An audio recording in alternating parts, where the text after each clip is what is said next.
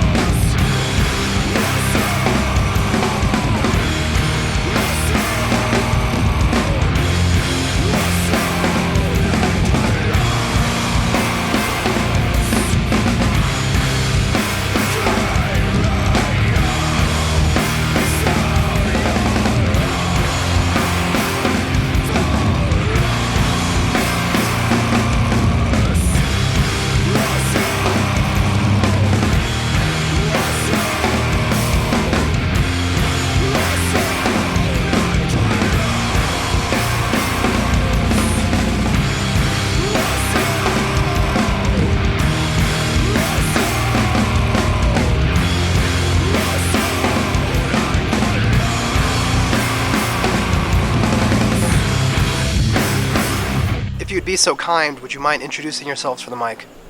I'm Eric Jernigan. I play guitar and vocals in Rosetta. Matt Weed, play guitar.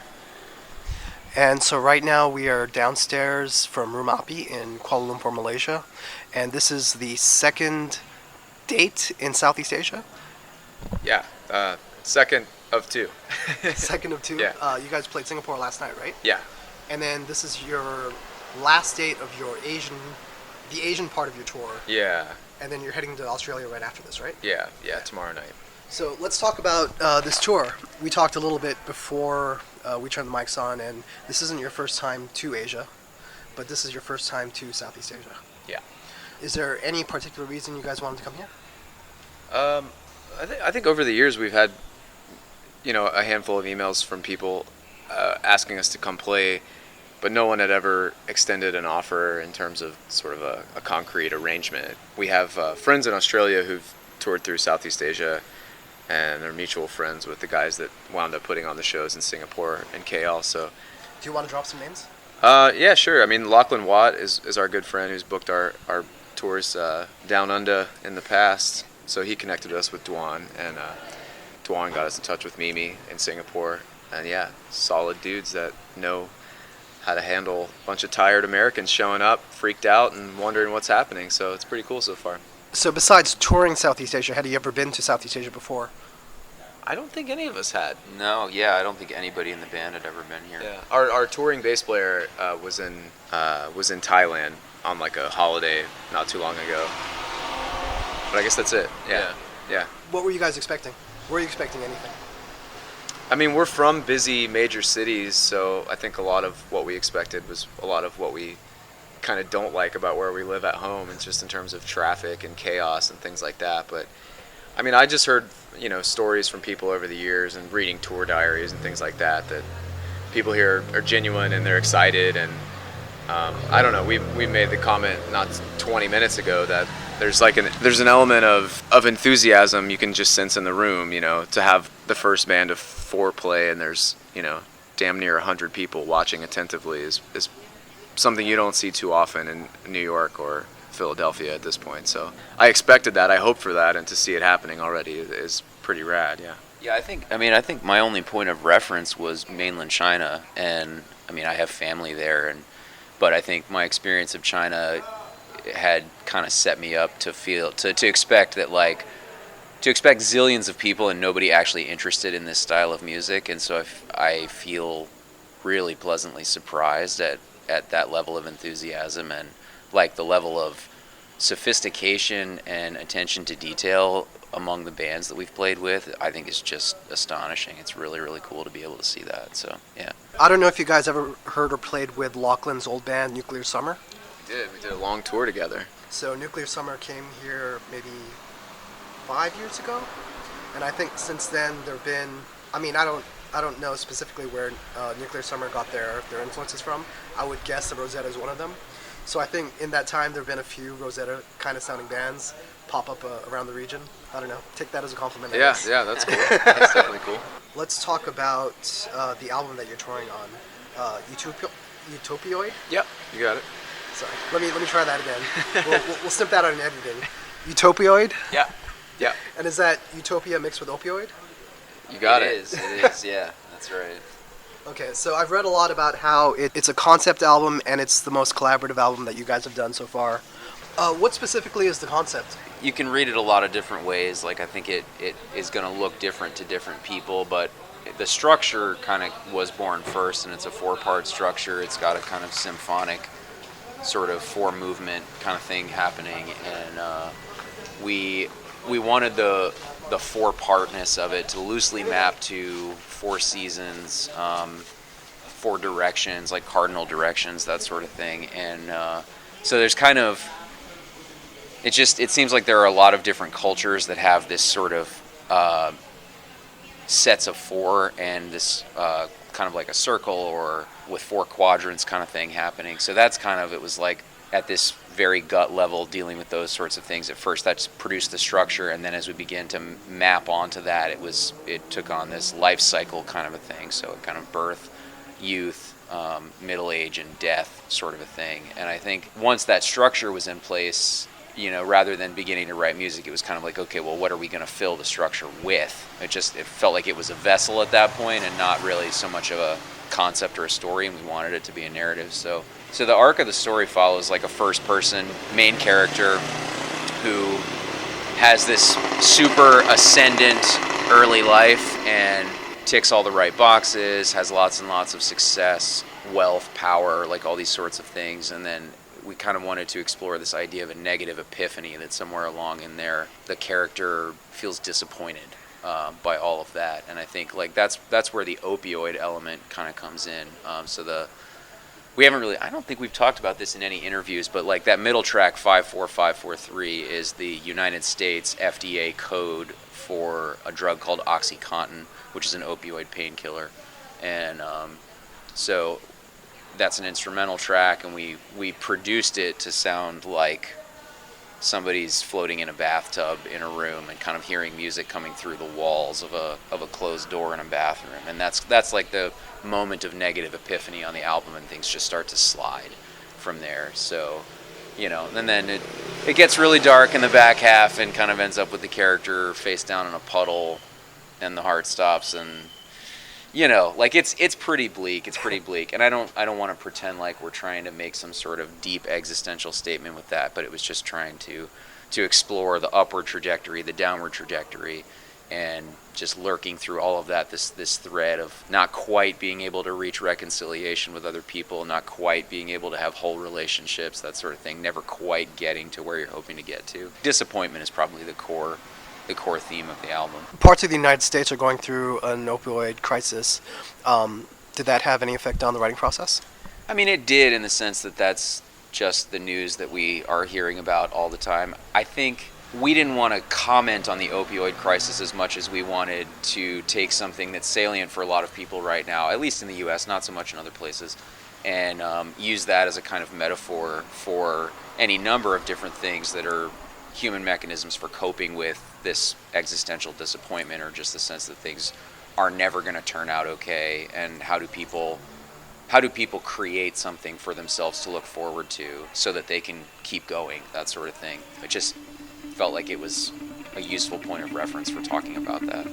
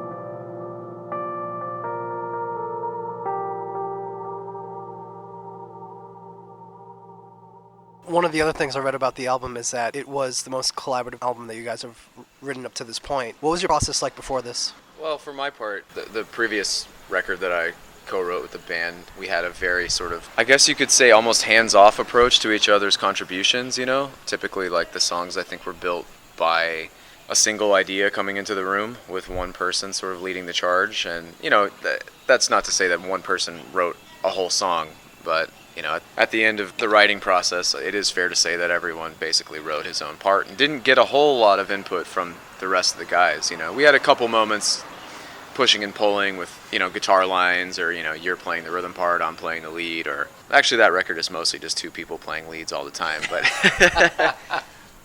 I mean, yeah, it was us figuring out how to be a two-guitar band after having been a one-guitar band for more than a decade. So, yeah. But yeah, so with this album, we really enjoyed. Well, at first we were scared, and then we came to enjoy the freedom that comes with being able to openly sort of criticize your bandmate and your partner in this process, you know. But when I say criticize, I don't mean that shit sucks. I mean, like, hey, that's I get where you're coming from, or where are you coming from with that, or help me to understand why you want the simplest possible bass line, or why is this drum fill like what it is, you know, like how is this adding to the narrative, or you know, what is this lyric that you're proposing, and can we make it clearer, or, you know, yeah, we had exhaustive conversations about what vocal was meant to deliver certain lines, you know, and could that affect like the emotional weight of a particular lyrical theme, or even just like a particular word or something like that. So we found at the end that it was, yeah, like what we felt was kind of daunting and overwhelming at first sort of started to feel really natural, to the point that honestly there was two sections of lyrics left for the record after we were basically done with all tracking, and we sat in my apartment, all five of us, just tearing apart the lyrics, making sure that we were getting the point across as succinctly as possible.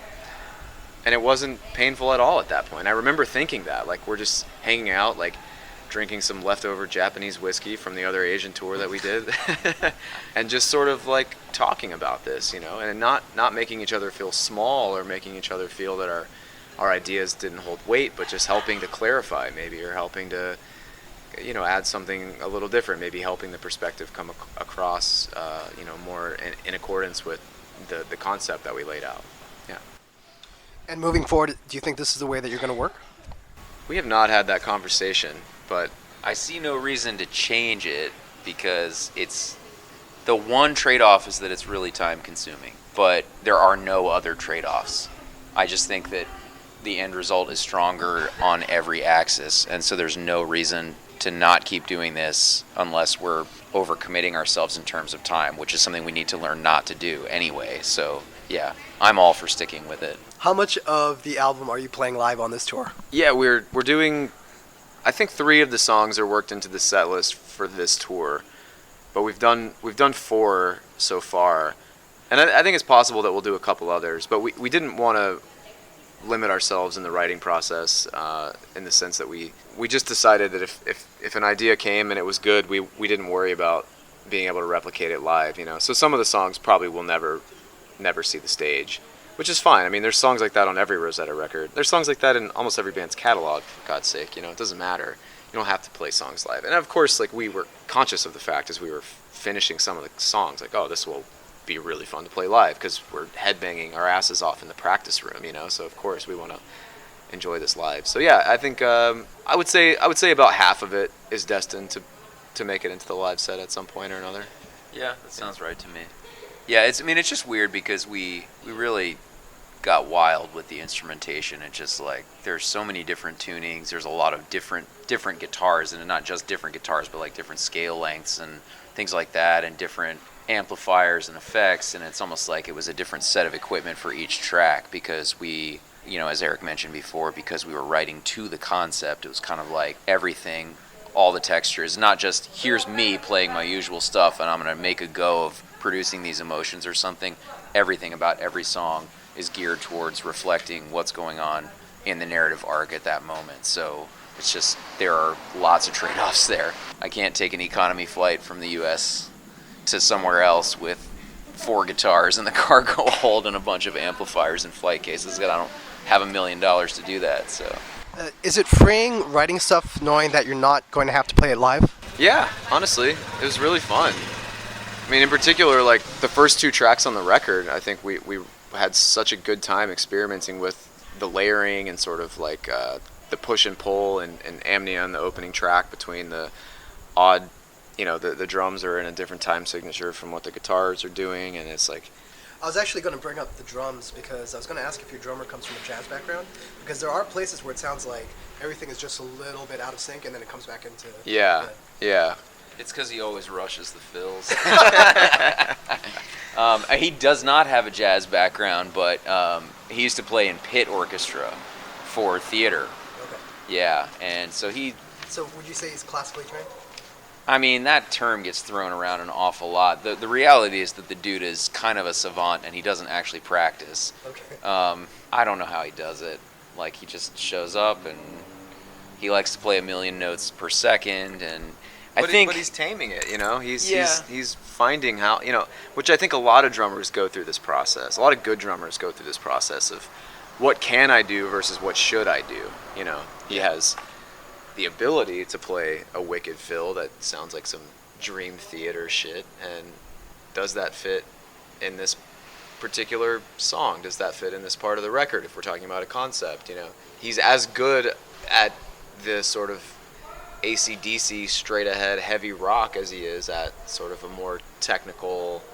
Yeah, I mean, he could play drums in an amazing death metal band if he wanted to. He can play anything he wants. I mean, I think the biggest strength of his playing is the dynamics, because that's something that I'm always harping on, and I think for a lot of drummers, they're pushing to play as many notes as tightly quantized as they possibly can, and there's definitely not as much attention to the relative dynamics of the kit and to the different textures that you can elicit striking the drums in different ways. It's just like thinking of each piece of the kit as just a sound rather than, hey, this is a snare drum and I can actually make like 25 different sounds with it depending on how I hit it. I think BJ's really good at pulling those tools out at the appropriate times and in a way that complements the song. So I don't know, like when he draws attention to himself, it never feels ostentatious or out of place or anything like that. And that's not even something that we have to spend a whole lot of time talking about.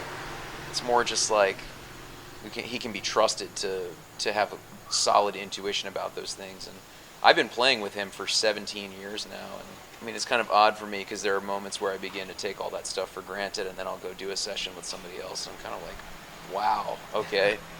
Didn't realize how good I had it for a while there, but yeah. When you say you've been playing with him for 17 years, was that all with Rosetta, or were you guys... No, so he and I go back to age 15, and yeah, it's been a long time. So we had a high school band. He had another high school band that our bass player Dave was in. He had already been in 3 or 4 bands with other people affiliated with Rosetta in one way or another before Rosetta even began. So yeah, I go way back. I mean, I've spent more than half of my life playing music with that guy.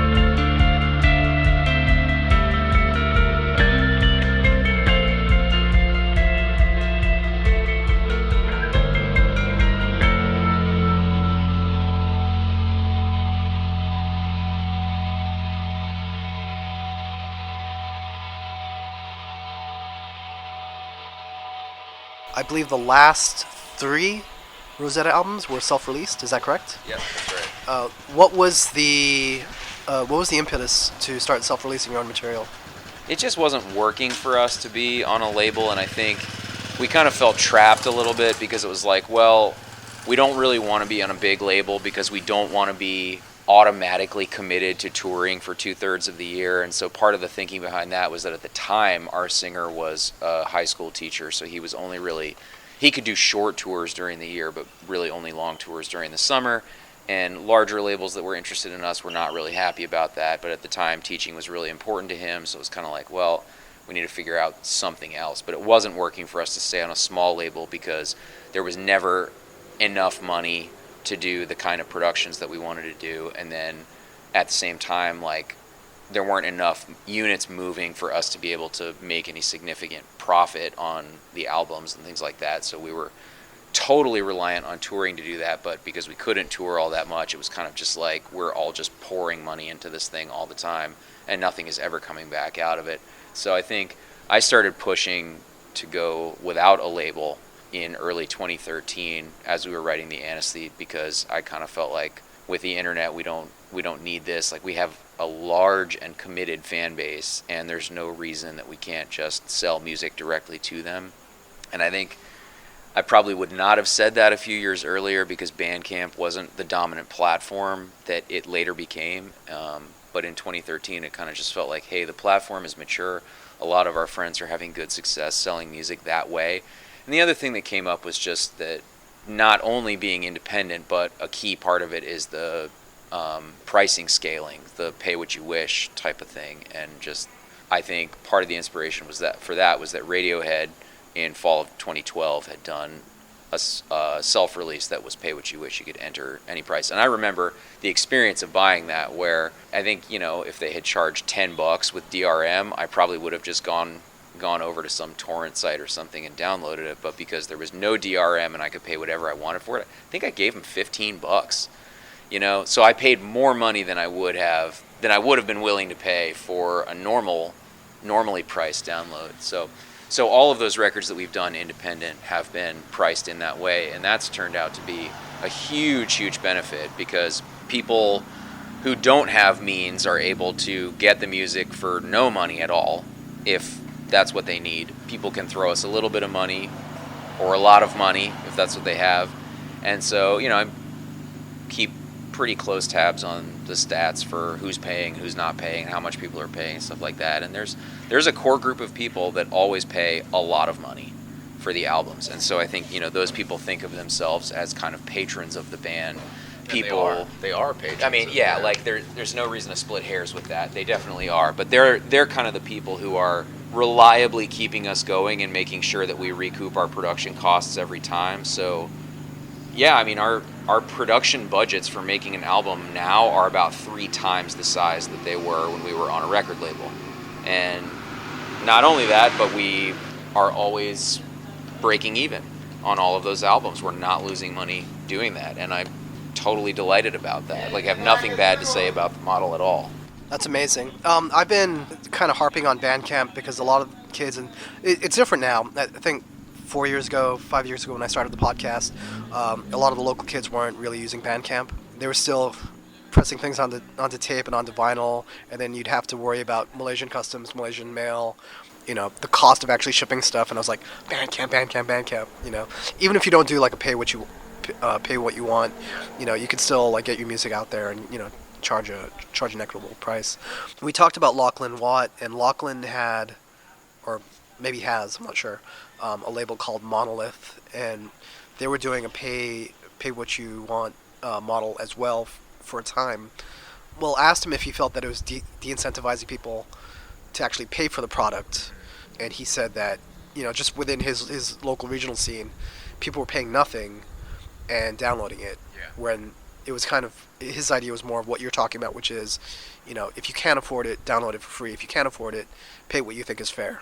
Do you have any qualms about that at all? Do you have any reservations? I do. I mean, I'll just level with you about what our breakdown looks like. 3/4 of the people who download our stuff do not pay anything. So the vast majority, 75%, pay 0. 25% of people pay, and of that 25, the quarter of people who do pay, the average purchase price is actually significantly higher than the median purchase price, and that's because, like I was saying, there's this small committed group that pays like a lot of money, the so-called high rollers or whatever.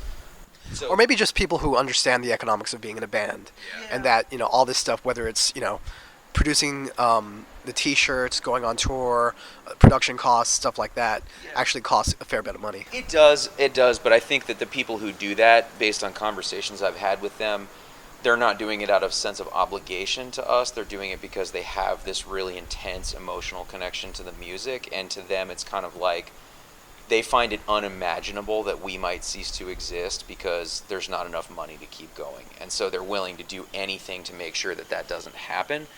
But then, by the same token, there's plenty of just sort of regular Joes who are doing exactly what you're saying, and it's kind of like, oh yeah, this is a band, it costs money to be in a band, I should pay for this.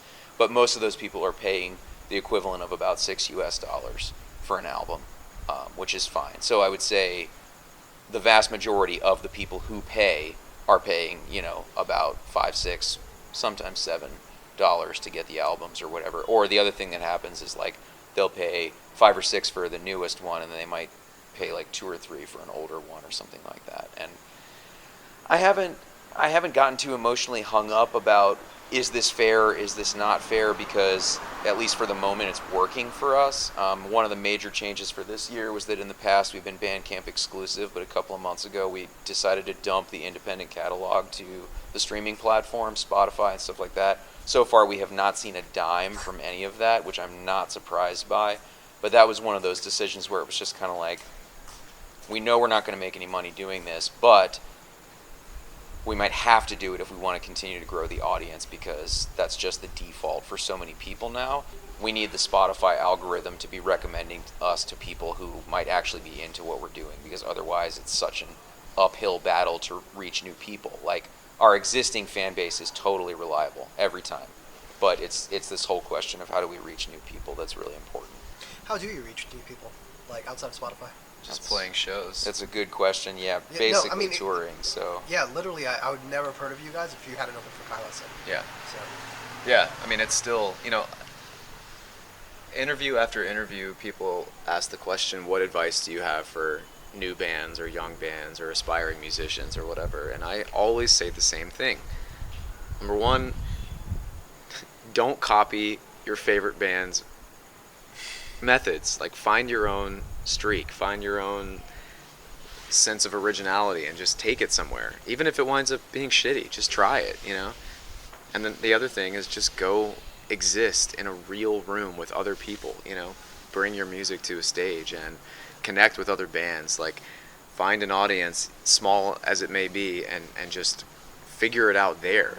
There's this temptation to just lurk on the internet and think that you can just sit in your bedroom and just because you produced a cool sounding demo, with all your software or whatever, that you're legitimate and that you're worth something or whatever. And it might be true. It's not to say that what these people produce is worthless, but no one will connect with what you're doing based on that, most likely. People see it live, they get the sense that this is a real person doing this. They understand, the give and take. Real people, yeah.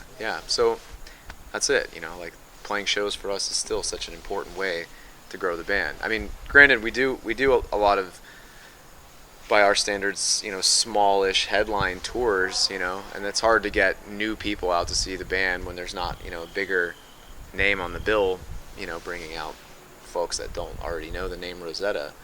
But even in a headline tour, how many local bands just get thrown on the bill and all of a sudden are fans for life, friends for life in many cases, or just random people coming by the show and kind of hanging out and just, some dude from Italy was at our show in Singapore last night because his buddy told him that we were a good band, and he went and paid, I don't know, $20 for the show just to check us out. He didn't even listen to us online before, and he's asking me to you could have done that for free. Totally, right? Yeah.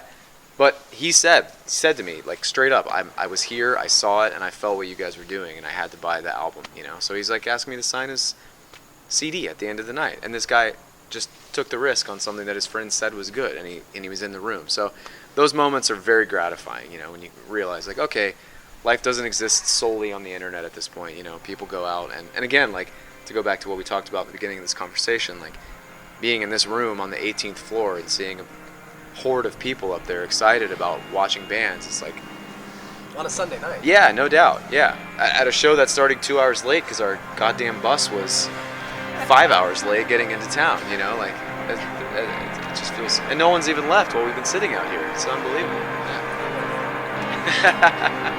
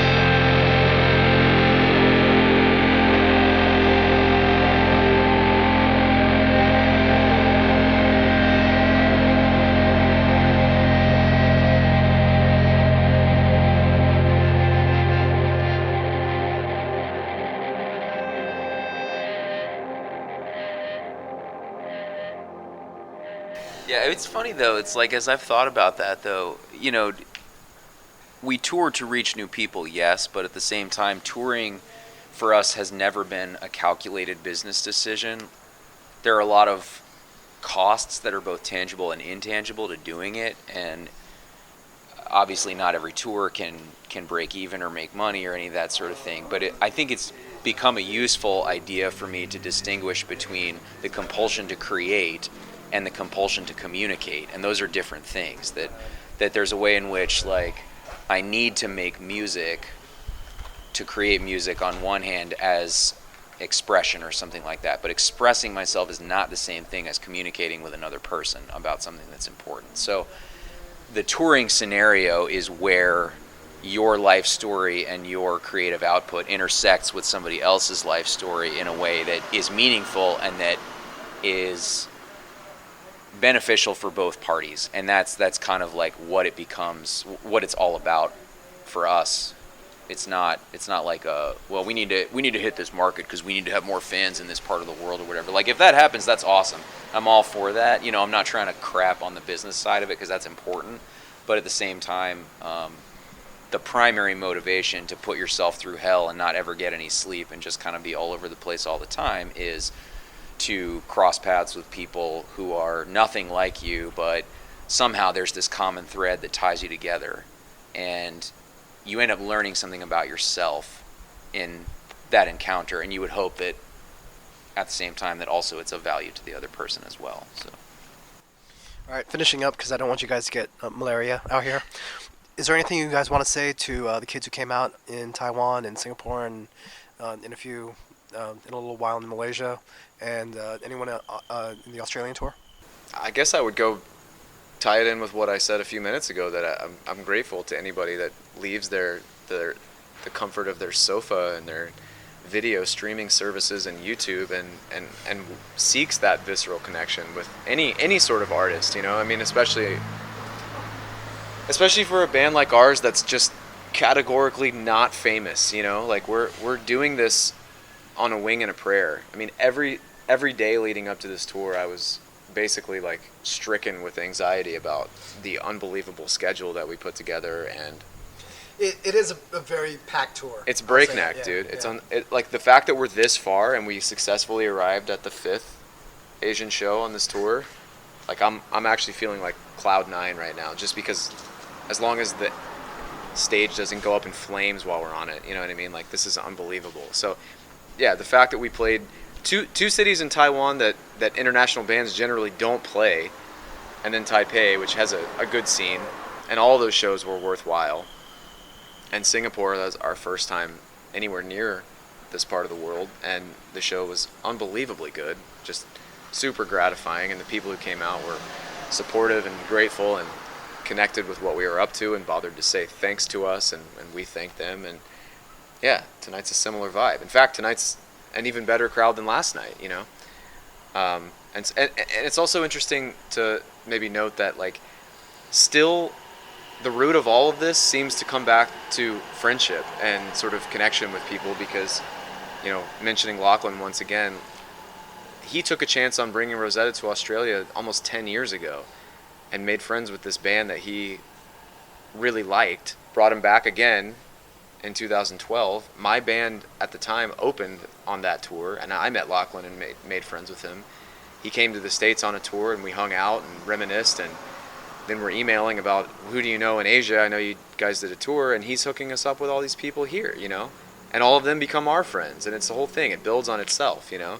I mean, we're joking with our buddy in Singapore last night, like, we're going to cross paths at some festival in Europe next year, you know? And it's like, and it makes it just feel so much more worth it than just, hey, here's 6 or 7 songs, give us a few $100 and let's all get drunk and forget about each other, you know? There's a connection there that it gives a really an important element to this that supersedes just guys playing guitars and drinking beers and hanging out in punk squats, you know. That mural yesterday at the venue said music can change the world because it can change people. It's kind of ties into the same thing. Absolutely, I like that too. All right, so going out on a cough. Thank you guys so much. Thank you. Man. Really appreciate it.